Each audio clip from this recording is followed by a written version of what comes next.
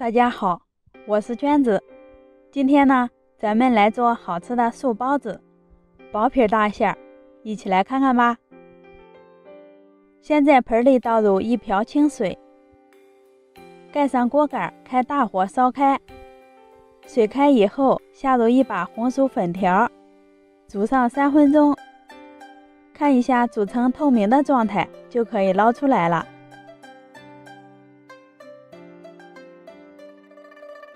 倒进盆里过一下凉水，这样也不用担心粉条粘连在一起。沥干水分以后，再切成段状，不够碎的话，再剁上几刀，装到一个大盆里。接着加入1勺生抽，1勺老抽，然后搅拌均匀，这样调出的粉条颜色更漂亮。1把洗净的韭菜，先把根部切掉，再给它切碎。全部切完之后，和粉条装到一起，再淋上一些香油，给食材搅拌均匀，这样能锁住韭菜的鲜嫩，还不容易腌出水分。准备1根胡萝卜，先切成片状，用1半的量就够了，最后切成小段状。起锅烧油，油热以后倒入姜末，煸炒出香味儿。接着倒上切好的胡萝卜碎，再次煸炒均匀。胡萝卜炒过之后，吃着更香，而且还营养。稍微凉一会儿，倒在粉条盆里，加入适量的盐，1勺五香粉，1勺花椒粉，最后倒点蚝油，再次给食材煸拌均匀，香喷喷的粉条馅就调好啦，先放在一旁。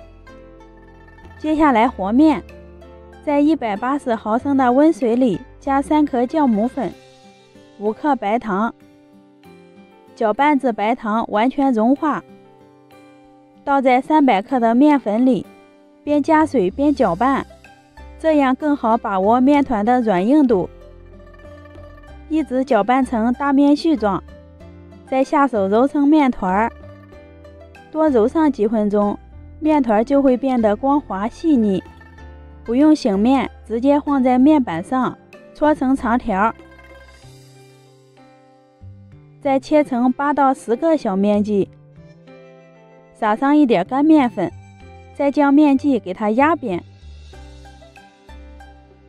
先擀成一个小圆饼，再把边缘擀得薄一些，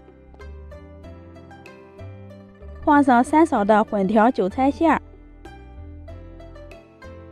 用大拇指一推一捏，慢慢的给它收圆，一个漂亮的包子生胚就做好啦。摆放在笼壁上，中间留一些空隙。先在锅里准备半锅温水，这样能帮助生胚醒花。放入蒸屉醒花1个半小时。时间到以后，我们看一下，生胚摸着轻飘飘的，就是醒花好啦。开大火烧开，转中火蒸上15分钟。